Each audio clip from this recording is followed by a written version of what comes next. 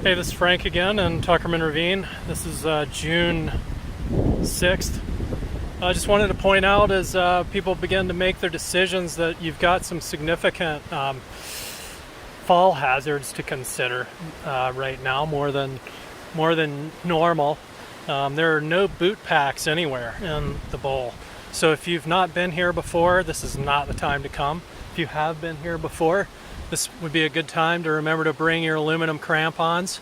You may not need them if it's soft, but if it cools off and turns icy, you might need them to get down. That's one thing. The other thing is when you're picking your lines for skiing, remember lower angled slopes may not be safe. So I'm in Right Gully right now, which is ordinarily one of the easiest ski runs.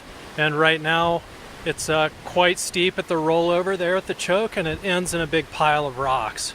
Certainly that area has been a spot where people have incurred some pretty nasty injuries.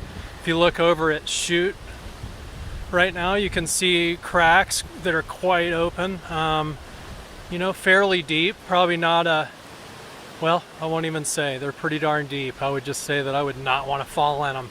They're particularly wide open right now because they haven't had snow continuously raked into them by skiers this season and this spring. So do what you want with that information. That is a thrill seeker kind of route. You can see the choke is quite narrow, very high consequence there. And also notable, this happens with some regularity, particularly the last few years, but we've lost another big boulder.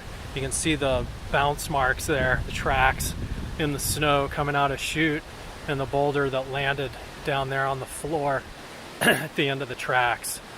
Something to be aware of, as our climate potentially gets warmer, certainly seasonally, the weather gets warmer, rocks get loosened and remarkably large boulders can fall out.